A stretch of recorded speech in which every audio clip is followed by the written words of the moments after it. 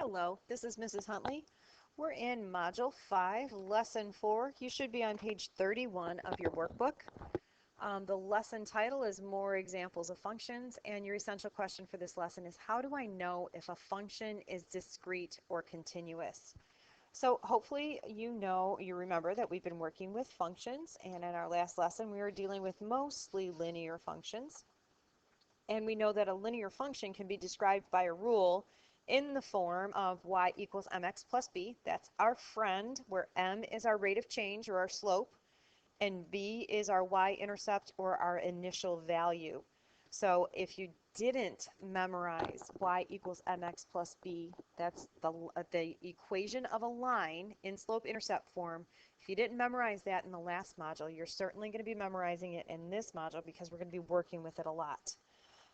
Constant rates, that's your rate of change. Your rate of change is your slope. If it's constant throughout the entire function, it's called a linear function. If it's not constant, it doesn't mean that it's wrong, it's just not linear. So there's a lot of different vocabulary and a lot of different things that we've been checking for.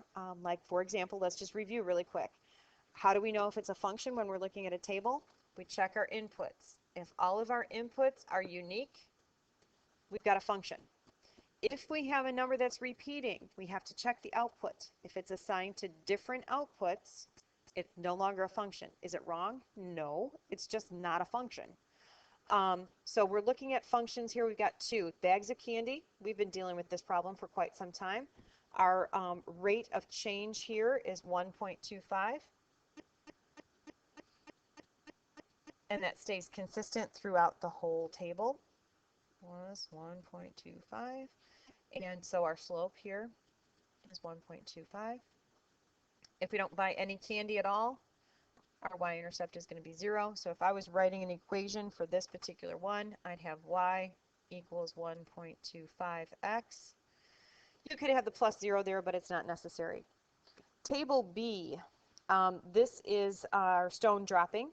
So we identified that it was not a linear function because we're not changing by the same rate each time. 4 going to 16 is not going to be the same as 16 going to 36, is not going to be the same as 36 going to 64.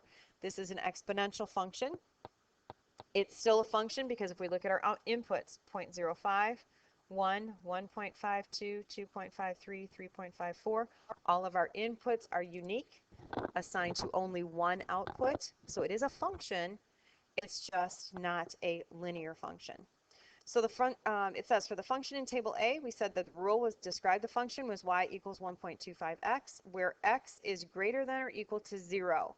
So remember the limitations that we had to put on our x variables so that it made sense in the context of the problem. X had to be greater than or equal to 0. Now, for this, for table A, we restricted x to numbers greater than or equal to 0 because you can't buy negative bags of candy.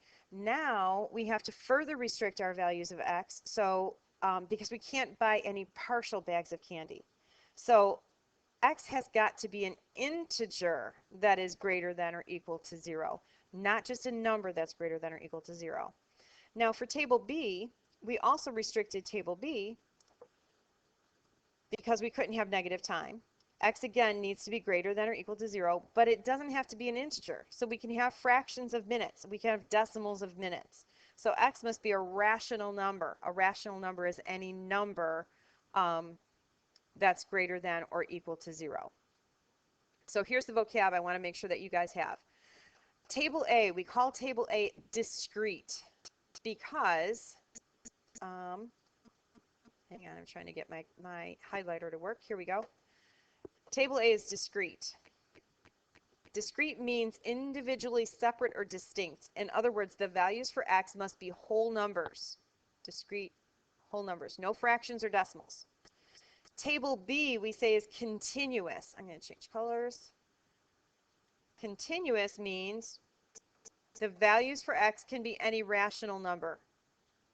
Fractions and decimals are just fine. Think about how time keeps on going, and you can have a fraction of a minute. You can't have a fraction of a person or a fraction of a bag of candy or something like that. It doesn't make sense in the context of the problem. So you're going to be asked over and over again in this lesson to identify whether a function is discrete or continuous. Discrete, whole numbers, continuous, fractions and decimals are just fine. Okay? So let's do some problems together. Move that over there. Get a regular pen. Okay, there we go. 4 copies of the same book cost $256. What is the unit rate for one book? So how would I figure that out?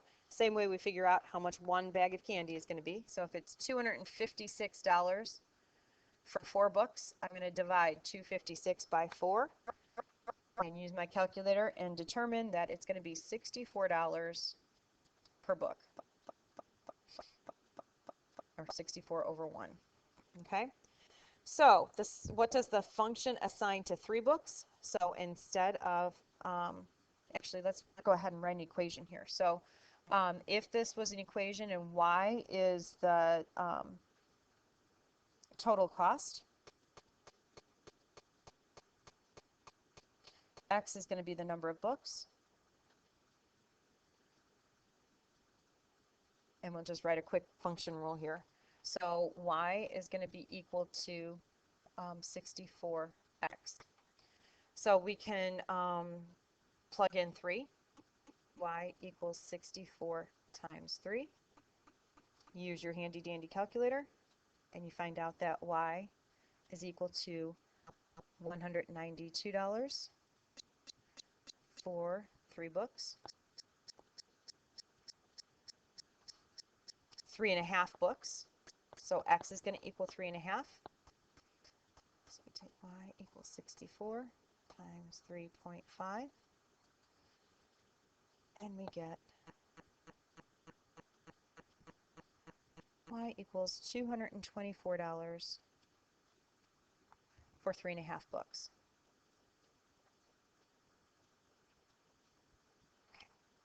Is this a discrete rate problem or a continuous rate problem? You know what, I'm sorry, actually I missed something. Does it make sense? So let's back up for a minute. Can I buy half a book? Can I get that 0.5 of a book?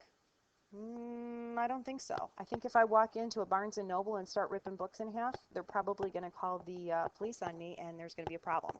So is this a discrete rate problem or a continuous rate problem? Hopefully in your head, you've already answered it. It is a discrete rate problem.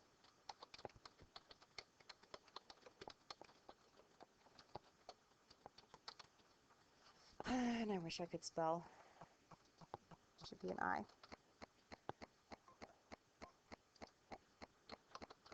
I can only buy whole books. So I need to limit this function. I can't buy negative books either. So my input, my x, needs to be greater than or equal to 0.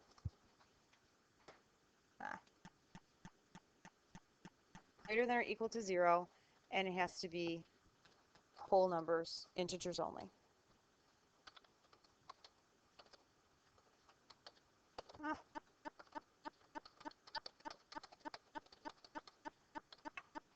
Okay, so discrete rate problem, integers only, whole numbers only. The next example. Water flows from a faucet at a constant rate. That is, the volume of water that flows out of the faucet is the same over any given time interval. If 7 gallons of water flow from the faucet every 2 minutes, determine the rule that describes the volume of water describes the volume function of the faucet. That's hard to say. So what have we got here? We've got 7 gallons over 2 minutes.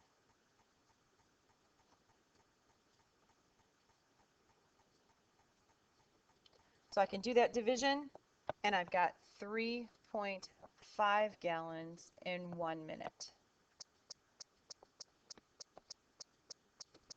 So if I'm writing a linear equation, y is going to be my total volume. X is going to be my time, my number of minutes.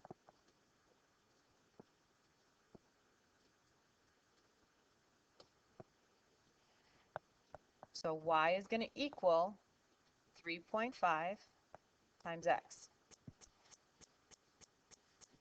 What limitations are there on x and y? Let's think about this. Can I have negative time? Can my x be negative? No, there's no such thing as negative time, not in this world anyway. Can there be negative volume? Can negative amounts of water be in the tub? No. So both x and y need to be positive because they represent time and volume. But is it acceptable to have fractions of seconds or fractions of gallons? Yeah, that would be fine. So it is a continuous problem. It's a continuous function. And the limitations, both x and y, need to be positive, but they can be fractional.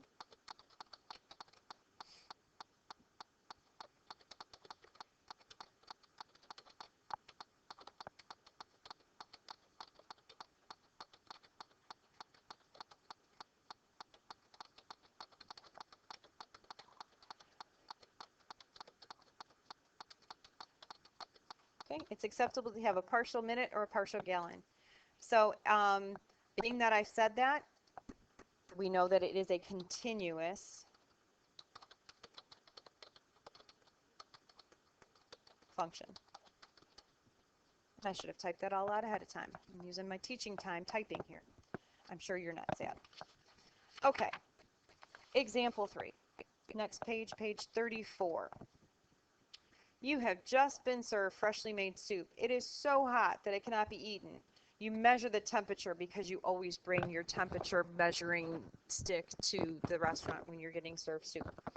And it's 210 degrees Fahrenheit. 212 degrees is boiling, so there's no way it can be eaten safely yet. 1 minute after receiving the soup, the temperature has dropped to 203 degrees Fahrenheit. If you assume that the rate at which the soup is cooling is linear, meaning that the rate of change is going to be constant, write a rule that would describe the rate of cooling of the soup. Okay, so it started off at 210. It went down to 203. So it went down 7 degrees, 7-degree drop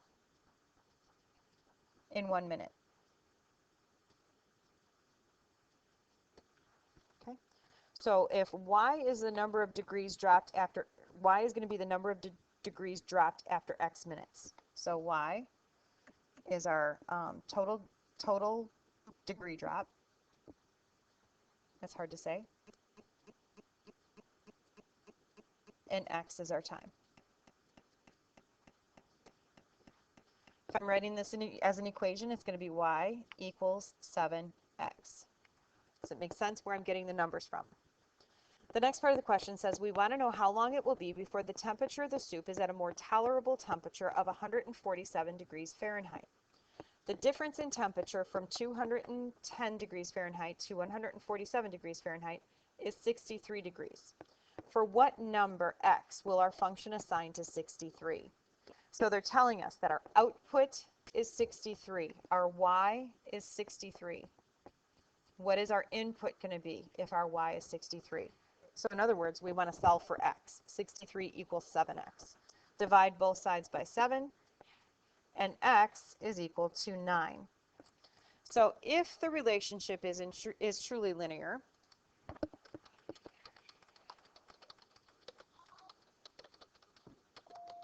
Ms. McIntosh, will you please call the front office? Ms. McIntosh, will you please call the front office?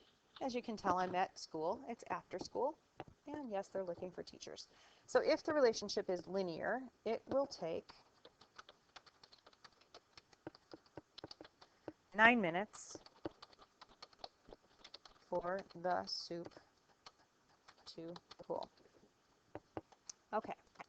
Next, we're looking at a table that is showing that the time and temperature. So this is our x and this is our y, how it's changing. So what do you notice about the change in temperature from 1 minute to the next? So if we're looking at from 2 minutes to 3 minutes, 196 to 190, that's a -6 drop. from 190 to 184, that's negative 6. Negative 6. And you might be thinking, well, wait, we thought it was going to be 7. We came up with 7 up top. Well, let's just keep looking here. Let's see what happens. So the first 3 are negative 6. How did I figure that out? 196 minus 6 equals 190. 190 minus 6 equals 184. 184 minus 6 equals 178. Does that make sense? So 178 minus 6 is not 173. It changes here to minus 5. As soon as you have a change in your constant rate, you know it's no longer linear. You'd have to have the same number going throughout the entire table for it to be linear. These last 3 here are a minus 5. So right there, I know it's not a linear function. So according to the table,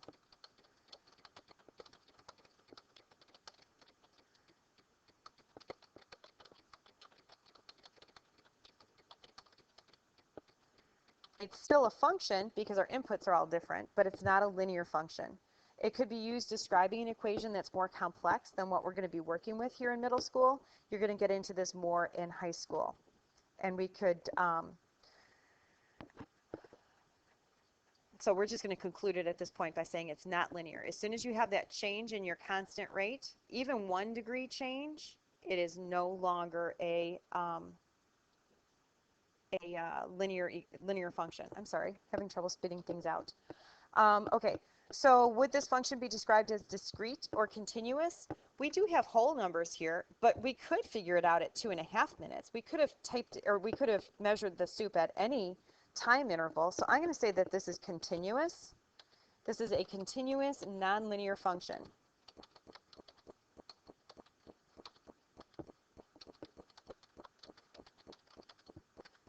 I can measure the soup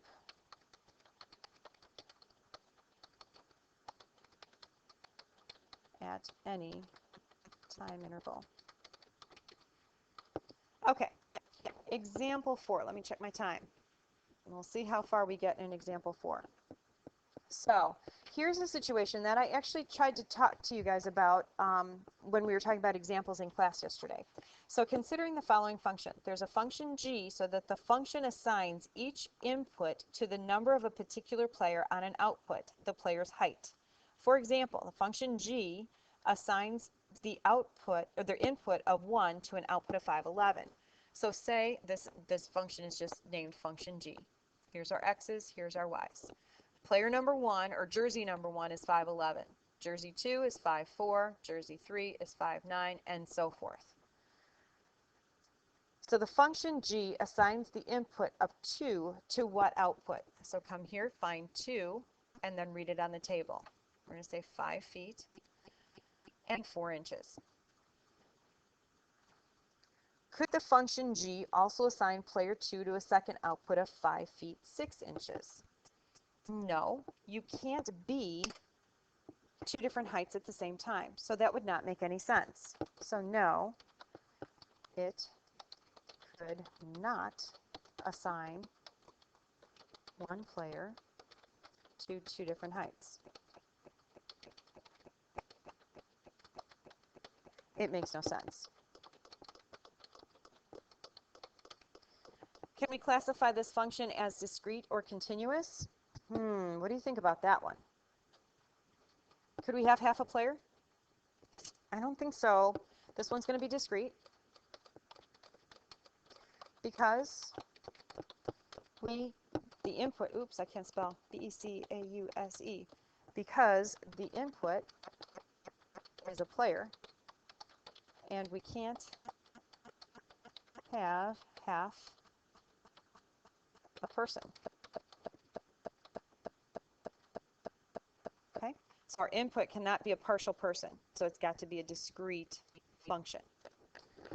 So that is going to conclude our lesson here because I promised you it would be under 20 minutes and I am at 19:36 right now. So I think I've done a really good job of keeping my promise and I hope you've done a good job of keeping your promise and watching the video. So I will see you in class tomorrow. Have a good night. Bye.